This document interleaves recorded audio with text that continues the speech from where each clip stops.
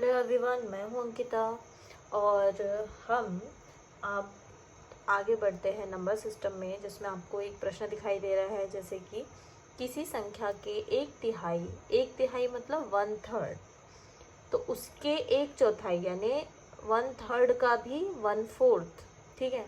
फिर उसका आधा यानी अब 1/3 का 1/4 और फिर उसका भी हाफ क्या है, 40 है।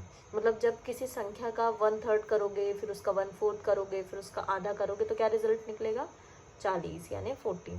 तो उस संख्या का 20% बताना है आपको कि कितना है, ठीक है। तो जैसे कि क्वेश्चन दिखाई दे रहा है, हमें उसको वैसे ही फॉलो करना है। तो सबसे पहले तो हमें लिखना होगा कि वो संख्या, ठीक है। एक सेकंड में जरा कैमरा फिक्स कर दूँ, ठीक है।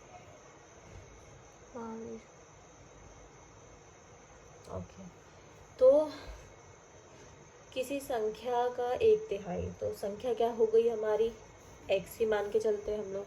तो किसी संख्या का एक तिहाई यानी x का एक तिहाई यानी 1/3, 1/3 ऐसे भी लिख सकते हैं और 1 को नहीं लिखा तो भी हम ऐसे काम चला सकते हैं। तो किसी संख्या का एक तिहाई यानी 1/3 और उसका भी एक चौथाई, ठीक है, यानी 1/4, फिर इसका भी आधा यानी हाफ कितना है, 40 है, ठीक।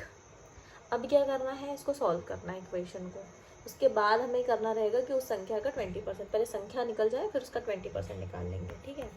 अब यहाँ पे आप सॉल्व करेंगे तो x का मल्टीप्लाई हो जाएगा और ये 4 और 3 का मल्टीप्लाई हो जाएगा, तो ये कितना हो गया, 12 हो गया, ठीक है।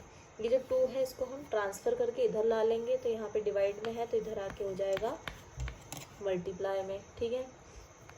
कितना हो गया, ये x/12 इज इक्वल टू हो गया 80, ठीक है। इतना समझ आया। फिर आगे हमको क्या करना है, x is equal to 80 into 12, ठीक है। तो जब इनका मल्टीप्लाई करेंगे तो कितना आएगा, 960, यानी वो जो संख्या पूछी थी उस संख्या का 20% कितना है, तो वो संख्या निकल गई 960 और इसका हमें क्या निकालना है, 20%, ठीक है। तो 2 0 से 2 0 कैंसिल, 6 2 12, 9 2 18 प्लस 1 19, तो आंसर आ गया आपका 192। तो भाई ये क्वेश्चन होता है ऐसे सॉल्व, और 1/3 1/4 और हाफ, इसमें कंफ्यूज मत होइएगा, बड़ा ही आसान प्रश्न है।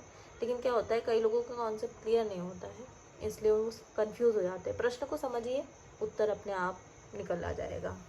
तो आप मेरे चैनल को लाइक शेयर एंड सब्सक्राइब जरूर कीजिए ताकि मैं और भी अच्छे वीडियो बना सकूं। तो ये वीडियो आप एक बार फिर से देखिएगा यदि आपको प्रश्न समझ में नहीं आता है तो। Thank you.